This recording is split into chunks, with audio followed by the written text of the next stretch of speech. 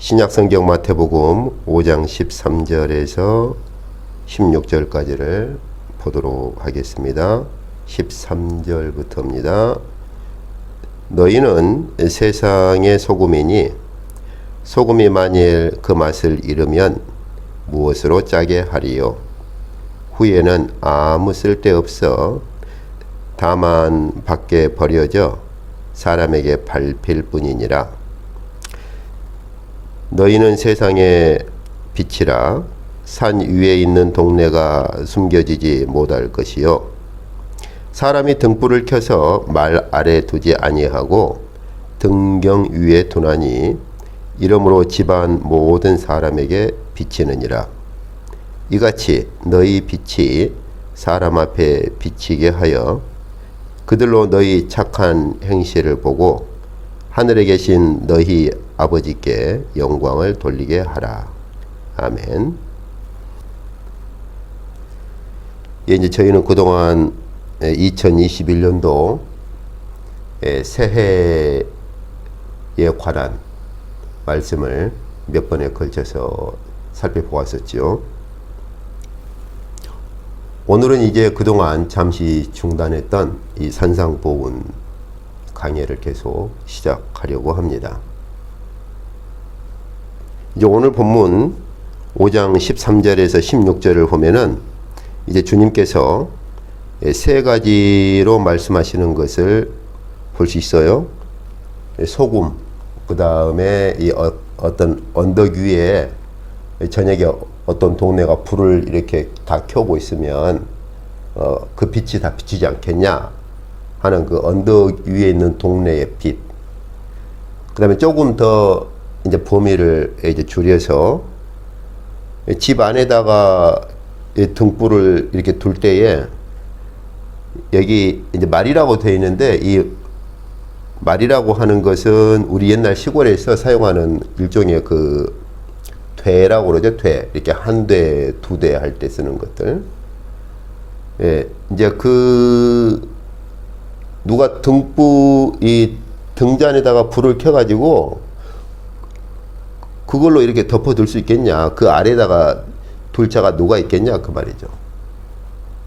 예, 등잔에다가 불을 붙이는 것은 당연히 그 위에 받침대, 이렇게 등잔이 있으면 그 받침대가 있어요. 그 받침대에다가 이렇게 등잔을 올려놓아서 방안을 환하게 하려고 하지. 누가 그 등불을 이렇게 감추려고 하는 자가 누가 있겠느냐 하는 이 등불, 이 세 가지로 말씀을 하시죠. 소금과 언덕 위에 있는 동네의 빛, 그 다음에 등잔 위에 받침대에 있는 그 등잔의 그 불빛, 이렇게 세 가지로 비유하시는 걸 볼 수 있어요.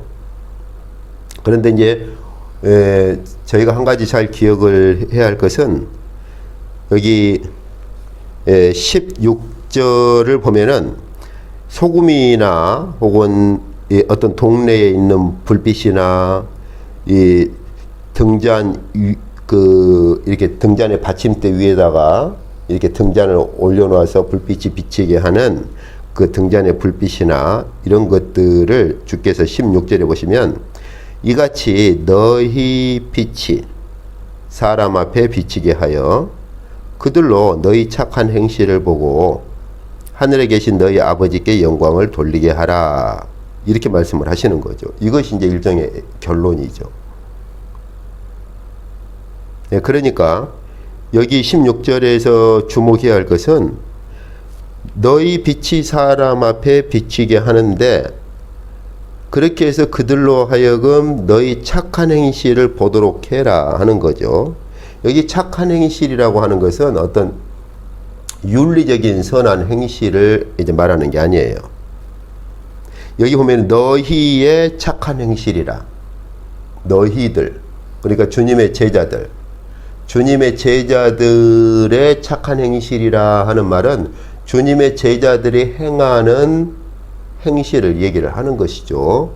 그런데 이미 주님께서는 마태복음 5장 3절에서 12절까지 이러한 너희라고 말하는 주님의 제자들이 어떤 자들인가, 주님의 제자들의 본질, 이미 팔복에서 말씀을 하셨어요. 그러니까 너희 주님의 제자들의 착한 행실이라 하는 것은 윤리적으로 조금 착한 행동을 하고 그런 정도가 아니고, 여기서 주께서 말씀하시는 너희의 착한 행실이라는 이 말씀은 이미 그 위에서 말씀하신 팔복에 관한 것을 가지고 말씀을 하시는 거예요. 다시 말해서 주께서는 이렇게 말씀하시는 거죠. 너희가 위에서 선언한 그 팔복의 그 삶을 살아가는 이러한 선한 행실을 빛으로 비추어라 하는 거예요. 여기 착한 행실이라 이렇게 이제 번역을 해 놓다 보니까 마치 윤리적이고 도덕적인 삶을 우리가 생각하기 쉬운데, 이제 그리스어에서는 착한이라는 개념도 있겠지만 선이라는 개념이 더 강해요. 선. 너희가 행하는 그 선한 행실, 선을 보고 선의 너희가 행하는 이 선을 사람들로 하여금 보도록 만들어라 하는 거거든요.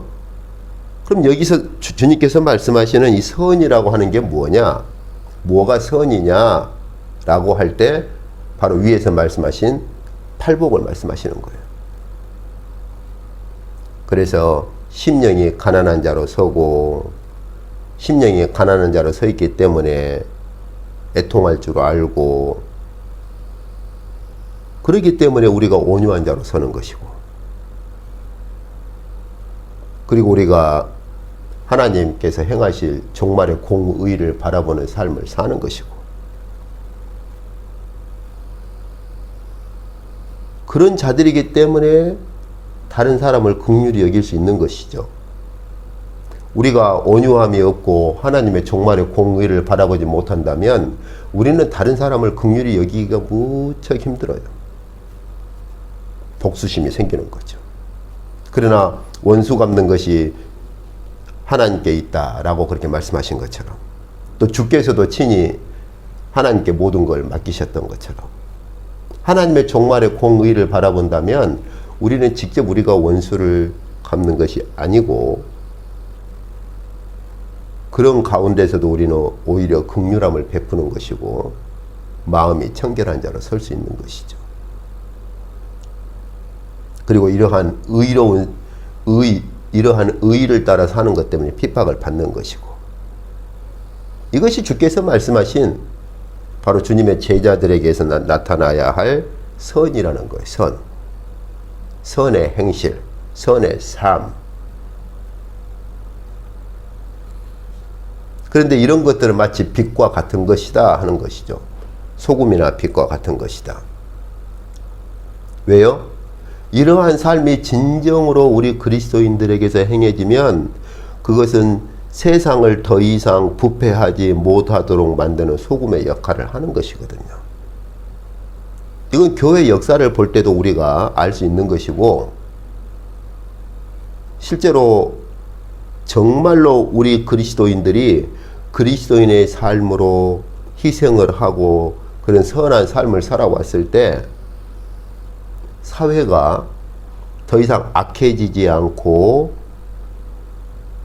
하나님의 선이 드러나고 사회가 하나님의 선을 나타내는 사회로 설 수 있는 그런 역할을 해왔어요. 멀리 갈 것도 없이 우리나라 기독교 선교의 역사를 봅시다. 선교사들이 와서 순교의 피를 흘리기까지 하고, 선교사들이 학교를 세우고 병원을 세워서 참으로 그리스도인의 삶이 무엇인가 하는 것을 이렇게 드러냈을 때 여러 곳에서, 우리나라의 그 여러 환경과 여러 곳에서 주님의 선하심이 드러나고 사람들에게 빛을 비추었던 것이죠. 그렇지만 안타깝게도 교회가 이러한 주께서 말씀하신 산상보훈의 삶을 버리고 교회가 만약 물질을 추구하면 세상도 같이 어두워지는 거죠.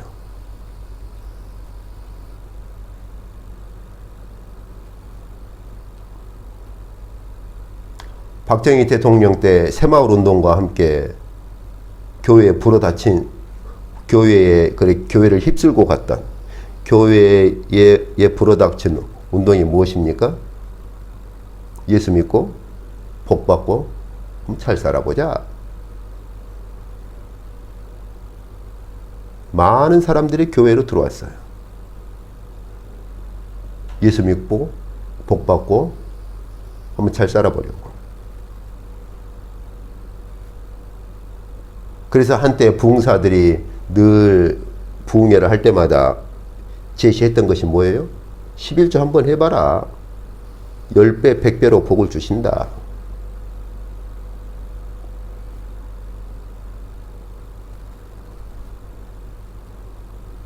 그런 와중에 교회가 상실한 것이 무엇입니까? 주께서 선언하신 산상보훈의 삶이죠. 심령이 가난한 자로 사는 것들, 심령이 가난한 자로 살기 때문에 눈물을 흘려야만 했던 그러한 사람들, 그런 가운데서도 온유함으로 서고 하나님의 공의를 바라보고 긍휼을 베풀 줄 알고 심령의 청결함으로 설 줄 아는 것들, 평화를 만들 줄 아는 이러한 삶, 이런 것들은 잃어버렸던 것이죠. 오늘날 교회가 가지고 있는 교회의 정체성이 무엇입니까? 무엇이 교회이고 교회가 품고 있는 주님의 가르침이 무엇입니까?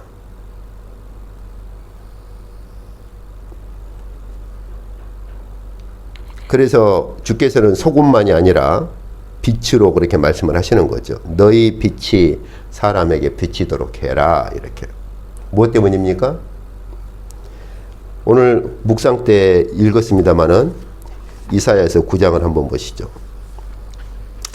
이사야에서 9장을 보시면 하나님께서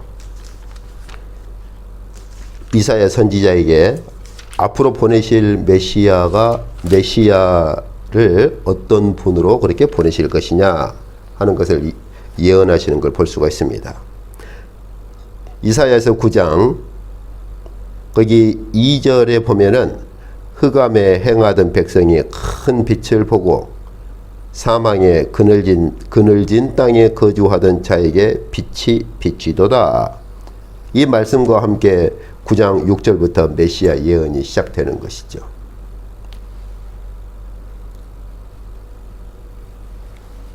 예. 하나님께서 메시아를 이 땅에 보내신 것은 빛으로, 메시아의 빛으로 이 땅에 보내시는 것이죠. 그래서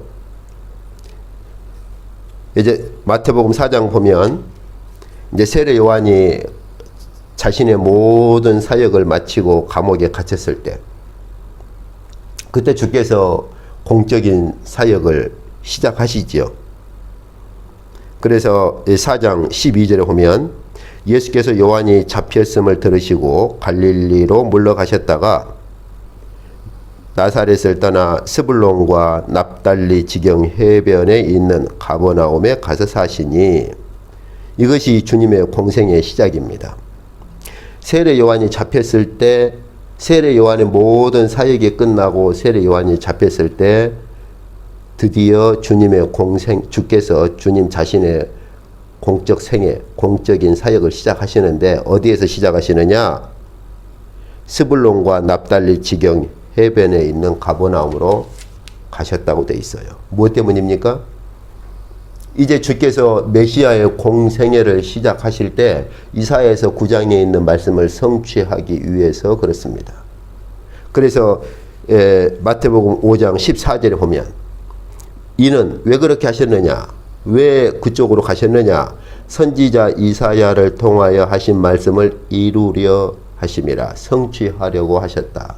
근데 그 말씀이 어떤 말씀인가요? 15절 16절에 보면 스불론 땅과 납달리 땅과 요단강 저편 해변의 길과 이방의 갈릴리여. 다시 말하면 이런 스불론과 납달리, 그 다음에 이제 요단강을 포함해서 이방 땅까지 다 포함해서 흑암에 앉은 백성이 큰 빛을 보았고 사망의 땅과 그늘에 앉은 자들에게 빛이 빛이었도다 하였느니라. 이 말씀을 성취하려고 하시는 거예요. 여기 이방의 갈릴리여 하는 것은, 갈릴리가 지리적으로는 이스라엘 안에 있지만 그 당시에 갈릴리 지역은 이방인 땅과 거의 같았어요. 그래서 이 갈릴리 그 해변 지역은 이런 로마 군인들과 유대인 간의 이런 충돌이 매우 자주 발생했고, 마치 우리나라 일제시대 때 일본 사람과 우리나라 사람 간의 이런 무력 충돌, 다툼 이런 것들이 자주 발생한 것처럼 그 당시에 로마 군인과 유대인 간의 충돌이 매우 자주 발생하고 이런 싸움, 투쟁 이런 것들이 빈번하게 발생했던 지역이 특히 그 당시에 갈릴리입니다. 그래서 아주 이방 땅과 같이 취급을 했어요. 그 지역에서는 참 선한 것이 없다 할 정도로. 그래서 아예 이방의 갈릴리여라고 이렇게 부를 정도로 그 지역은 굉장히 폭력, 아주 싸움 이런 것들이 잦았던 그런 지역입니다. 그런데 바로 그런 흑암에 있는 그러한 백성들이 큰 빛을 보았고 사망의 땅과 그늘에 앉은 자들에게 빛이 빛이었도다. 이 말씀을 성취하려고 하신다는 것이죠. 그리고서 바로 17절에 보면 그때부터 비로소 그곳으로 가셔서 공생애를 시작하신 그때부터 비로소 주께서 무엇을 선언하시느냐? 하나님 나라가 이미 와 있다 하는 것이죠.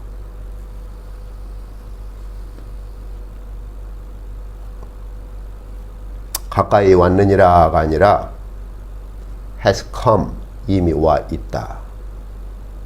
그리고서 주께서 그 하나님 나라가 무엇인가를 마태복음 5장에서 산상보훈으로 선언하시는 거예요. 그렇기 때문에 주께서 이처럼 빛으로 오신 메시아로서 사역을 시작하시고 빛으로 오신 메시아로서 이제 공적인 그런 사역을 시작하실 때 최초로 선언하신 것이 하나님 나라고, 그 하나님 나라가 무엇인가를 산상보훈에서 말씀을 하시는 거예요. 그리고서 주께서 팔복이 끝난 다음에 너희가 이제는 빛과 같아야 한다라고 말씀을 하시는 거예요.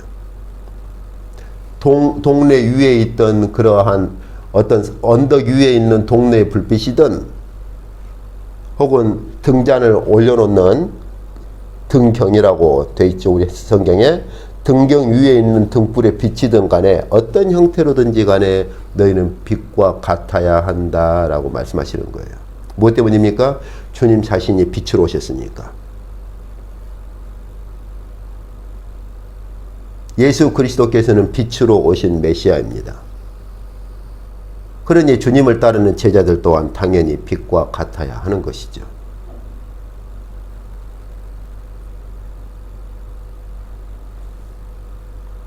산 위에 있는 동네가 숨기지 못한다 하는 말은 한번 우리가 생각해 봅시다.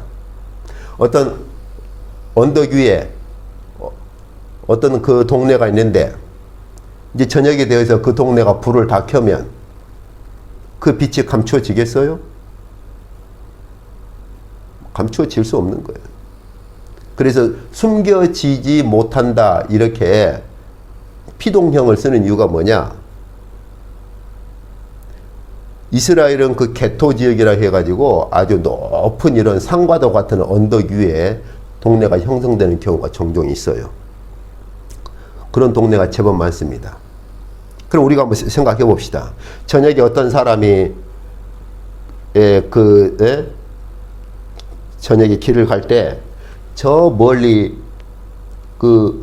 거의 산과도 같은 언덕 위에 동네가 있는데 그 동네가 그 집집마다 불을 켜고 있으면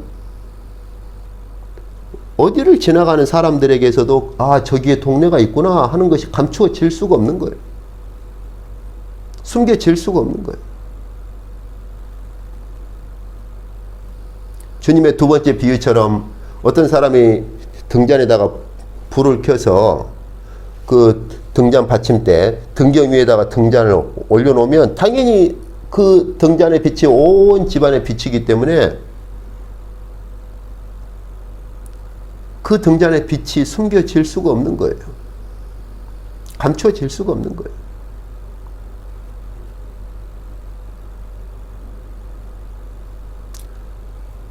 우리 선교지라든지 교회 역사에서 보면 교회가 정말 교회의 모습을 품고 교회답게 그 길을 걸어가면 교회의 모습이 감춰지지가 않아요. 아, 교회라고 하는 것이 저것이구나.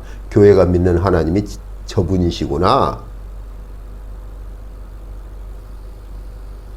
저 사람이야말로 정말 그리스도인이구나.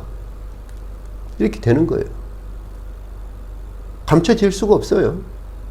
드러날 수밖에 없어요.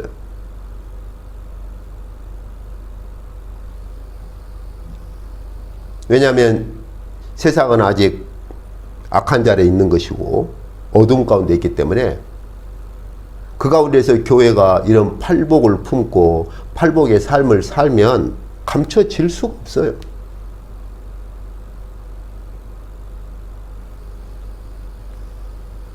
그래서 주님의 이러한 가르침을 따라서 사도들은 교회의 빛됨, 교회가 어떠한 빛으로 서야 할 것인가에 대해서 바울 사도나 요한 사도라든지 사도들은 그것을 굉장히 강조를 해왔어요.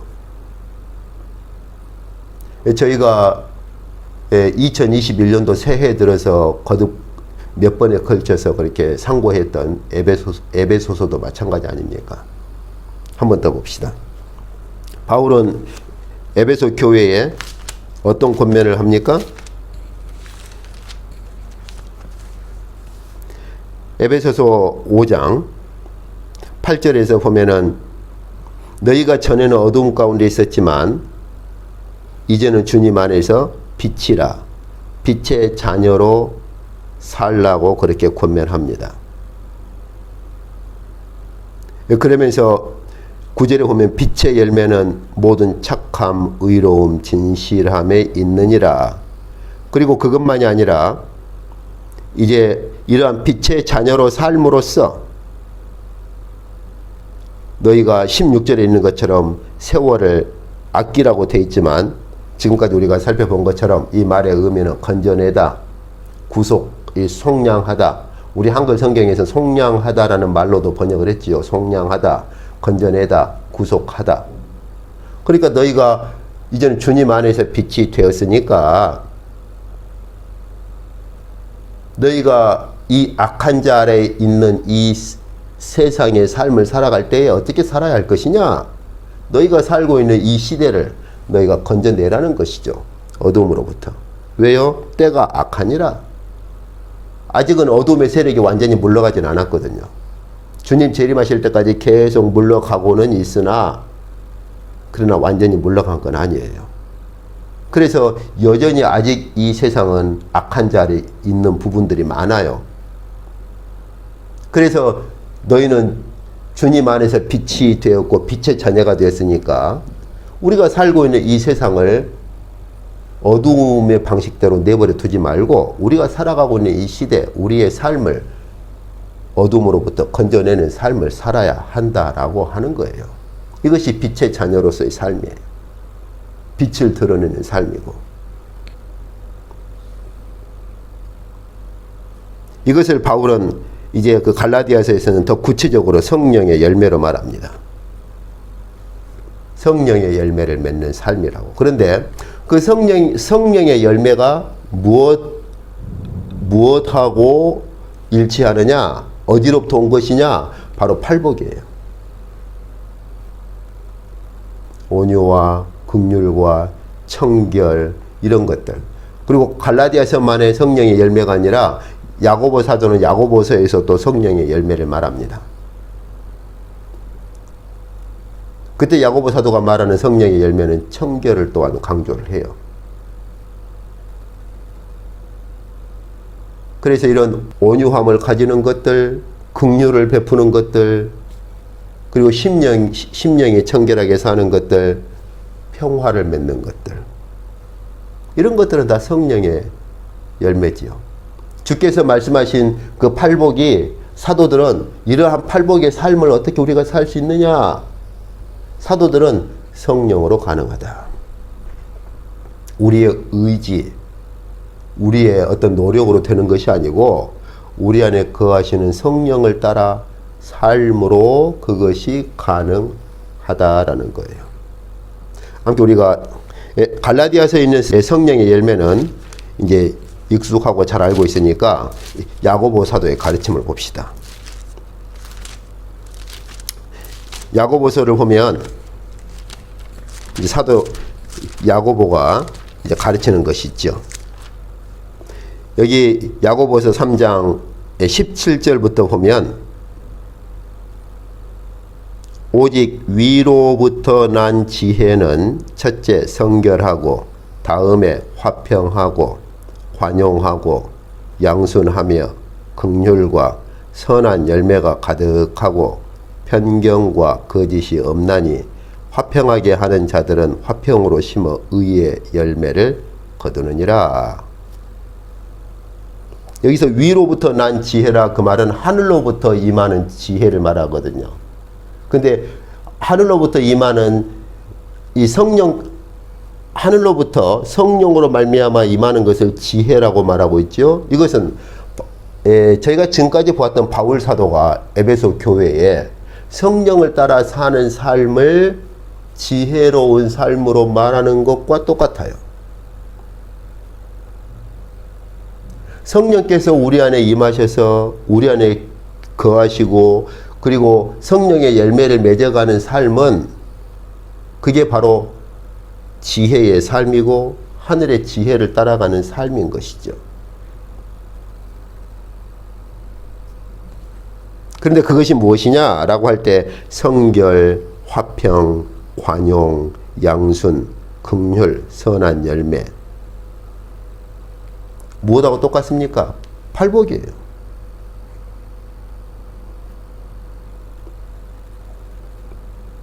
오늘날 우리 그리스도인들이 주께서 선언하신 이 팔복의 가르침을 따라서 우리 안에 거하시는 성령으로 우리가 성령의 열매를 그렇게 맺어가면 우리는 어리석은 자가 아니라 지혜로운 자로 사는 것이고, 그리고 어두움이 아니라 빛의 자녀로 살아가는 것이고, 더 나아가서 우리가 살고 있는 이 시대를 어두움에서 건져내는 삶을 살 수 있는 거예요. 우리 그리스도인들이 이렇게 살면 불이 켜져 있는 산 위에 있는 동네가 감추어질 수 없는 것처럼 우리 그리스도인들의 이러한 빛의 자녀로서의 삶이 세상에서 감추어질 수가 없어요. 도무지 감추고 싶어도 감추어질 수가 없는 거예요. 소금과 같아서 더 이상 세상이 타락하지 않고 부패하지 않도록 합니다. 정말로 교회 역사를 보면 교회와 그리스도인들이 정말 성경의 가르침을 따라 살면 그리스도인들이 있는 그 주변의 세상의 삶이 또한 더 이상 타락하지 않습니다.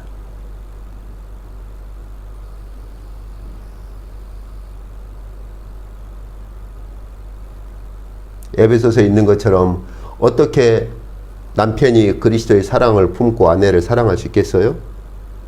어떻게 아내가 교회가 그리스도께 복종하듯이 복종할 수 있겠어요? 어떻게 부모와 자녀가 그리스도 안에서 가지는 질서를 따라 설 수 있겠어요? 어떻게 상사와 부하 직원이 그리스도를 바라보고 그 질서를 따라 서로가 서로를 존경하고 그렇게 살 수 있겠어요? 길은 하나뿐입니다. 주께서 산상보훈에서 말씀하신 팔복의 삶을 사는 거예요. 안 그럽니까? 남편과 아내, 부모와 자녀, 상사와 직원들이 팔복의 삶을 산다고 한번 생각해 보세요. 심령이 가난한 자로 서기를 노력하고 그 가운데서 애통할 줄 알면서도 온유함을 가지고, 그렇죠?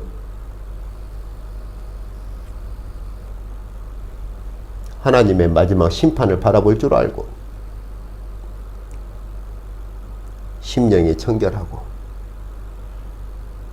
다른 사람에게 긍휼을 베풀고 화평을 맺는 이런 삶을 산다면 왜 그런 삶이 이루어지지 않겠어요?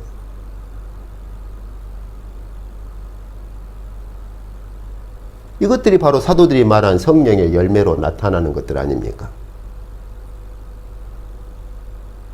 그러면 그리스도인 가정으로부터 사회, 국가 전체에 이르기까지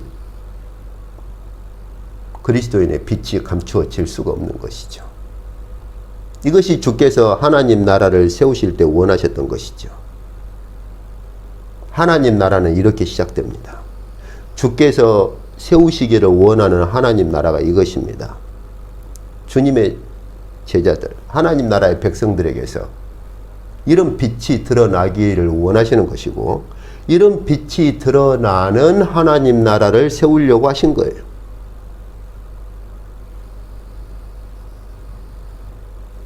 그래서 우리 그리스도인의 삶의 목표가 무엇인가?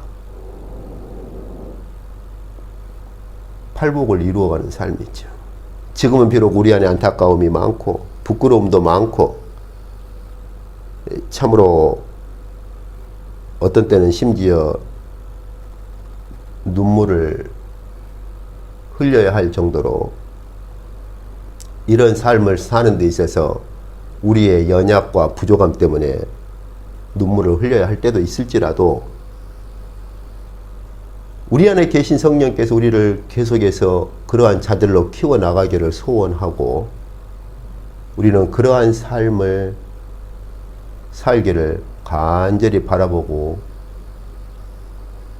씨름을 해야 하는 것이죠.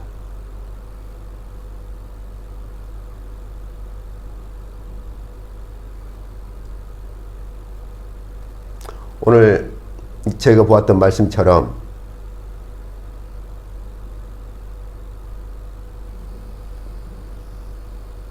빛의 메시아로 하나님께서 이사야 선지자에게 예언하신 것처럼 하나님께서 보내실 그 메시아는 빛의 메시아로 오셨습니다. 그리고 그 빛 가운데서 하나님 나라를 세우고자 하셨어요. 그래서 주님의 제자들에게 산상보훈에서 팔복을 선언하신 것입니다. 그러니 오늘날 우리 그리스도인들은 주님 안에서 빛의 자녀가 되었다고 사도 바울이 에베소 교회에 말하는 것처럼 주 안에서 빛이라 이렇게 선언한 것처럼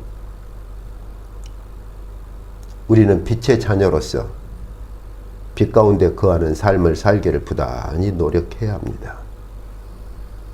그런데 그 빛 가운데서 빛의 자녀로 살아가는 삶이 무엇이냐?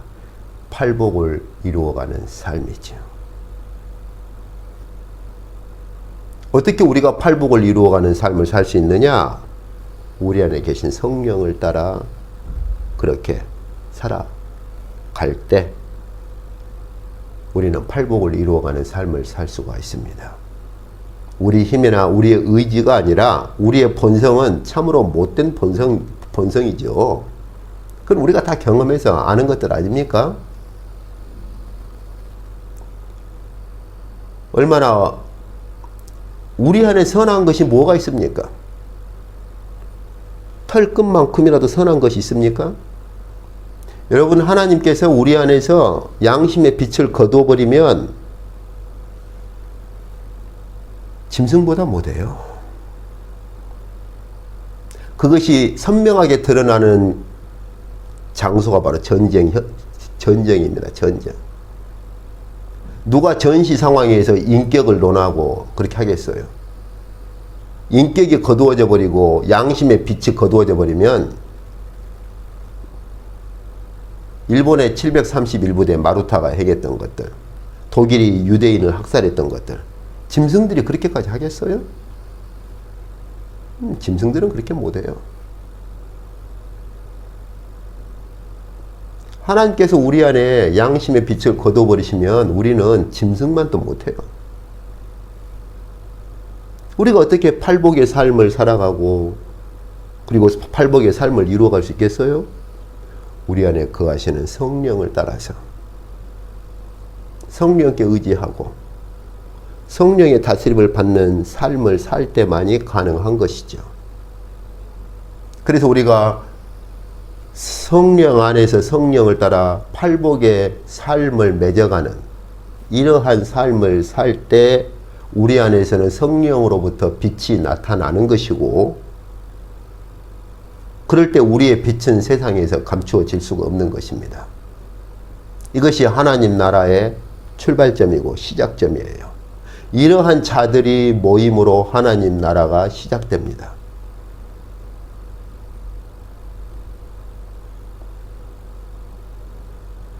아무쪼록 주께서 우리 안에 성령으로 거룩한 빛을 비추셔서 우리 평생의 삶의 목표가, 그리고 우리 평생의 소원이 팔복을 이루고 팔복을 맺어가는, 성령을 따라서 팔복의 열매를 맺어가는 삶을 살기를 소원하는, 이러한 소원이 우리의 삶의 목표가 되고 평생 동안 조금씩 그 길을 향해 걸어갈 수 있기를 원합니다. 기도하시겠습니다.